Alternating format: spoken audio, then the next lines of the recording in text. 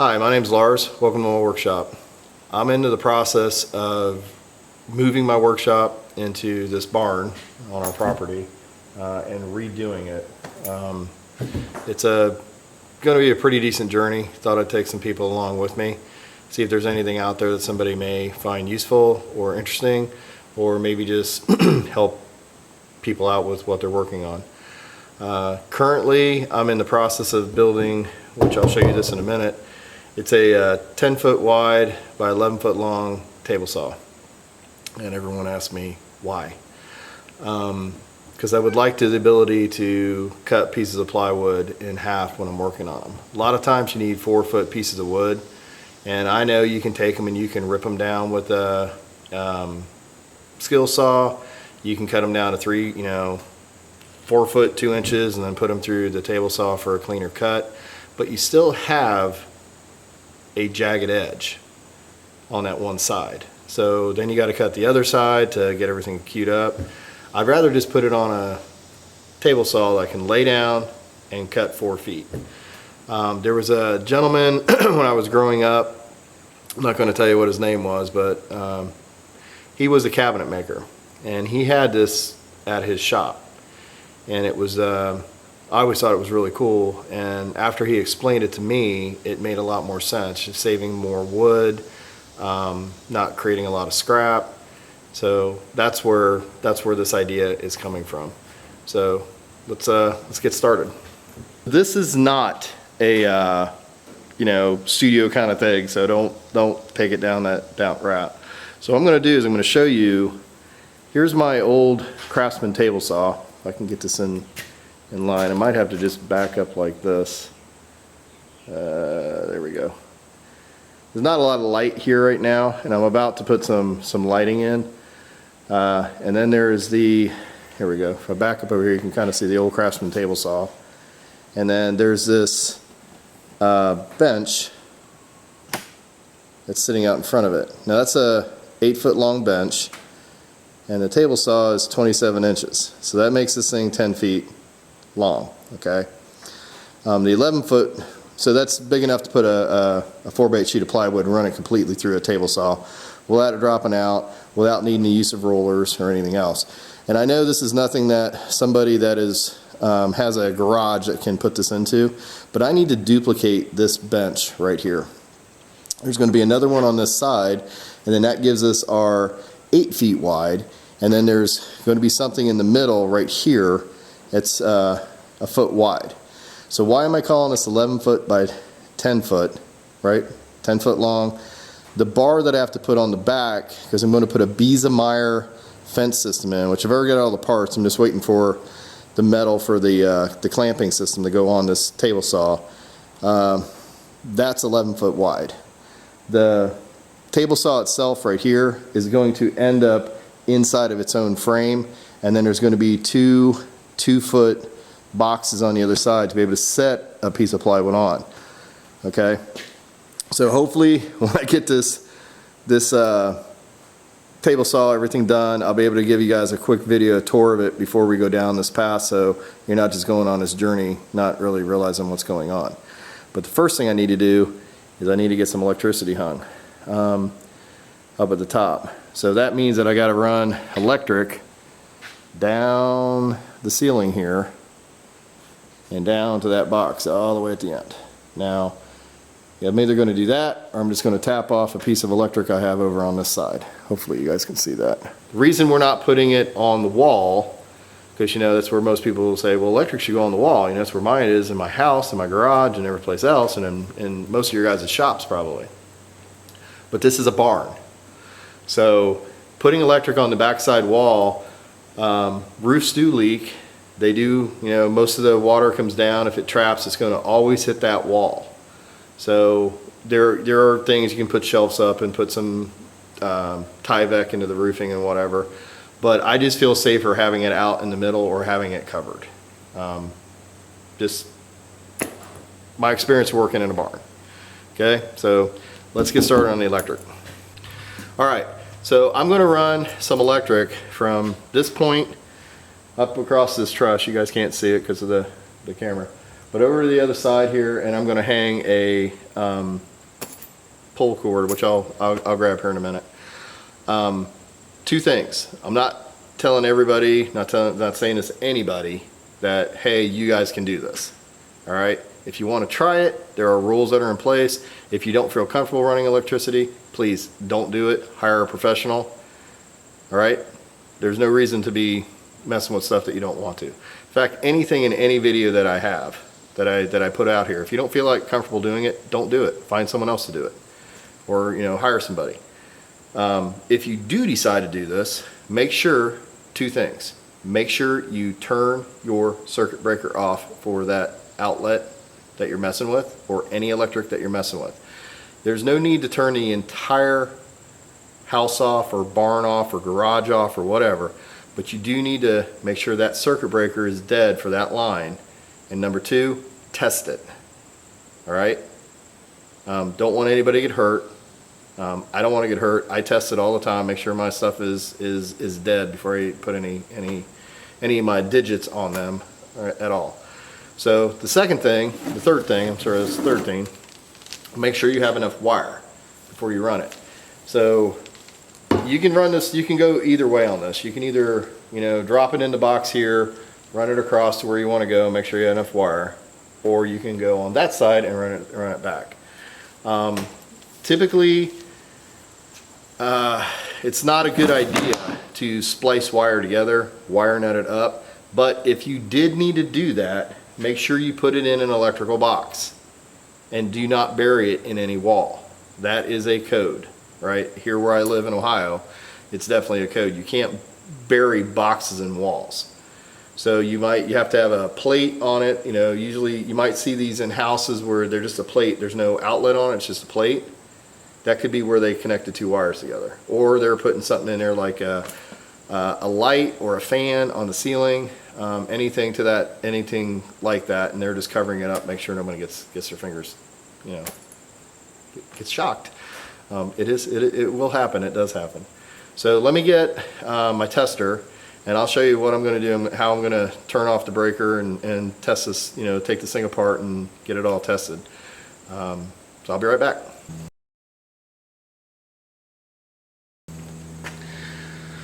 All right, so this is a circuit breaker right here, and I'm not really good at doing camera work, so you just need to unlock this thing, lift it up, and this here is a circuit breaker. Okay, so you just want to turn it down real quick, leave this open, make sure that you know that the circuit breaker is on, it's off. It'll help you just remember that, hey, this is what's going on. Maybe I usually just leave them open because I'm lazy. You got to close it down, then you got to reopen it. Don't really want to do that. So let's go back down to where the outlet is, and I'll show you how to test this in a few different ways.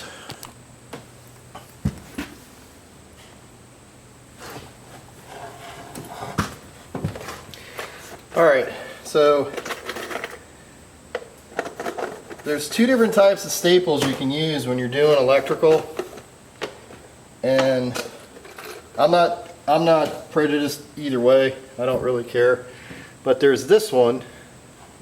It looks like a really big staple that you have in your stapler. And then there's this one. These are the plastic ones. All right. 2 nails, independent. You don't have to worry about guiding them. I use both of them. Right now, as you can see, I've got a staple here, stainless one, and then down here you can't see it right now, but I'm using one of these white ones. So I'll show you how to do each of these guys. I'm just going to drop this wire so you guys can't see any of this right now, but it's okay. I think it's probably enough wire right there. But I've got to get this all the way up here to this truss. So I'm just going to tack this here right now, and actually I'm going to use one of these. Ooh, that's really big. One of these metal ones, because I need the power of a nail right now so I can pull wire through it.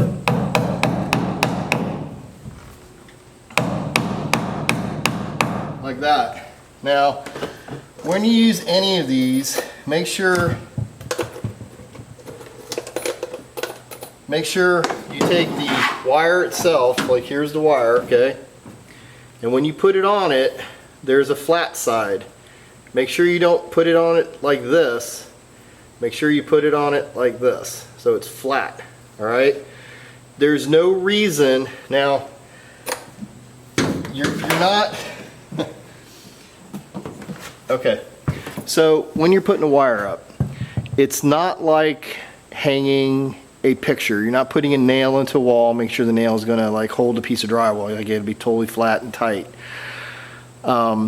It is more like you're hanging the electrical, all right? So you need it to touch the wire. You need that wire not to be able to slide back and forth, but you need it to be held. You're not taking that piece of metal, that clamp, these little, white ones are probably better if you're gonna do that, because it stops it from going past the wire. If you're using the metal ones and you really hit those things really, really hard, you will cut the outer casing, which is this yellow stuff, and you could actually cut and bend the wire. That will arc and could cause a fire. So we don't want to do that. So that's why I say, just barely put them in, make sure they're there. I'm just hanging this here because I need to get it off. I've got a lighting system that I'm standing underneath right here. So I need to get that off of that wire for right now, and yet I need to be able to pull wire into the box that's underneath, which I'll show you here in a minute. All right, so let's get down there. So in order to make sure that your electric's off, you need something that looks like this. So as you can read, this will tell you when the ground's open, when you have an open neutral, when there's an open hot, if the hot and ground are reverse, if hot and neutral are reverse, or if they're correct. You're looking for this bottom one right here, okay, where you have two yellows. On this it'll turn up orange. There's a red and there's two orange, but I don't know why they make them yellow. But as you can see, this circuit is hot. Now, if I was to come over here and turn this off, they go like this. This is what you're looking for when you're messing with a circuit. If you don't have these guys off, no electricity going through it, if it's like that, don't touch it. If you do touch it, you're going to get shocked. We don't want anyone getting hurt. I don't want to get hurt. I recheck my circuits all the time. Anytime I'm going to touch it, if I step away for a few minutes, I'll go back and put this back in and check it again. All right, so as long as that circuit's in my view, I'm good. So let's get to it.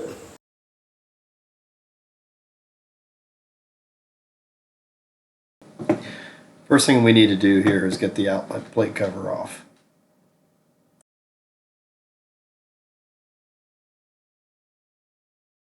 Now we need to check for electric. As you can see, the yellow lights are not showing, so we can proceed with the next step, and that is removing the outlet.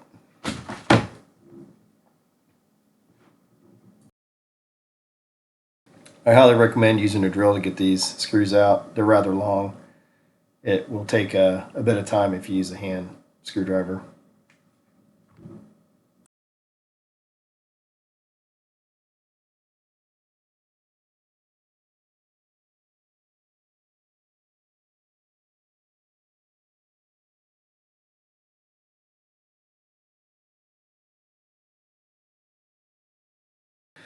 In order to get the wire in the box, you need to open up a hole in the back. What I'm doing here is I'm 45ing the sheeting. I'm not cutting down to the wire, I'm just kind of just peeling it back on each side. This will allow you to rock the sheeting back and forth, and as you can see, it just snaps off pretty good. Keep the yellow sheeting on, because when you're putting it through the box, it's easier to put a group of 3 wires together instead of 3 individual wires, because they'll just kind of spread all over the place. Do not break the little tab off in the back, and that's there to hold the wire in place.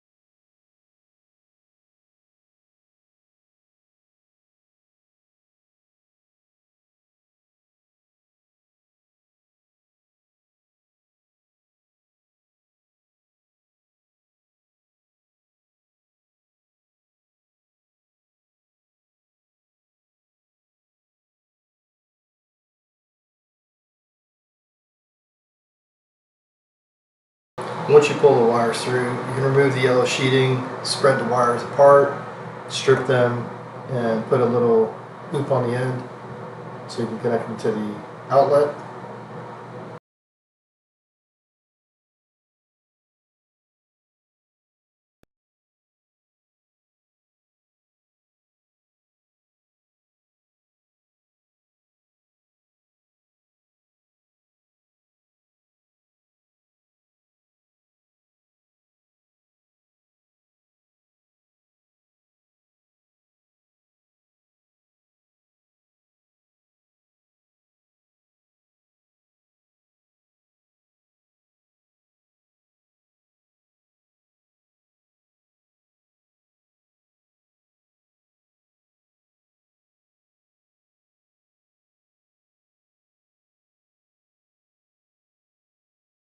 In order to connect the wire, you need to take the two grounds and braid them together, is the best word I can give you.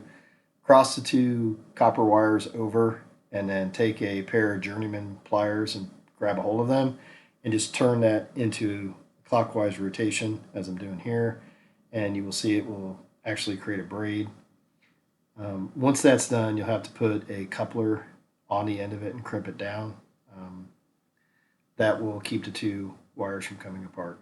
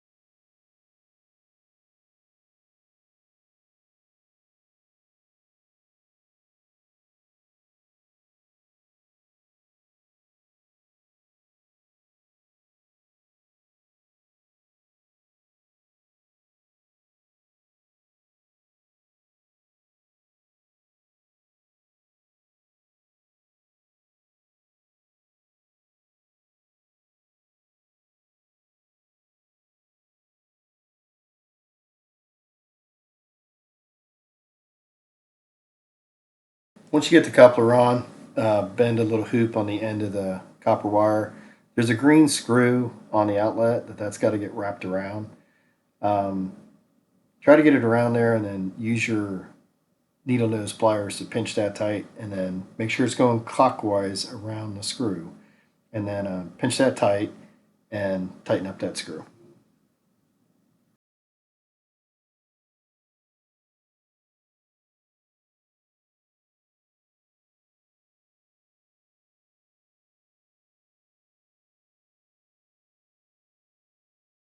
Now that the grounding wire is on, you can put the white wire on. The white wire will go on clockwise around one of the silver screws.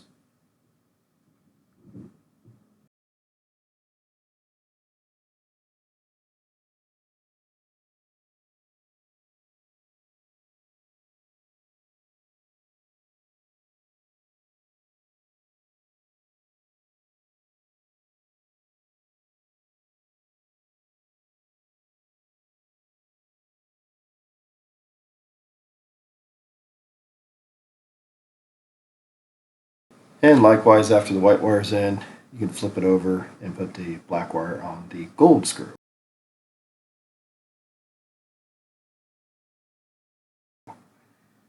Once this is done, you can button the outlet back up. While I was putting the outlet plate back on, I had forgotten that I needed to move the outlet box a little forward. So that's what I'm doing right here. I'm just pulling the outlet box forward.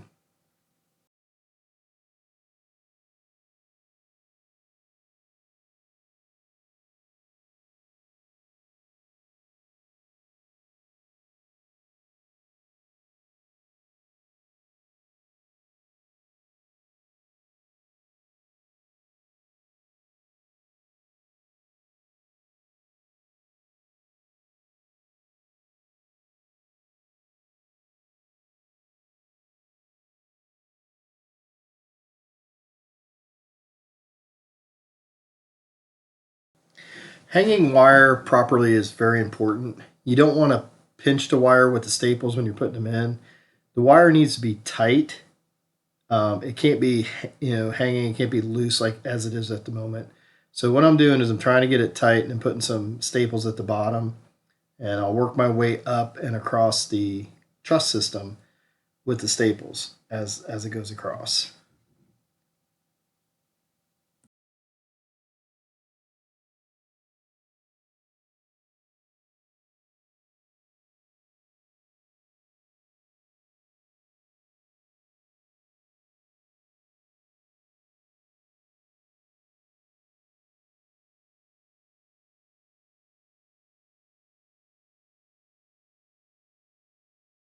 Okay, taking a quick break here. This guy's got to get put up into the truss. In order to do that, you need to drill a hole. And if you can see this, kind of line up the bit so you have some thread sticking out with the drill bit. This is a 1/8, and this will get wound back in. I'm going to get back at it.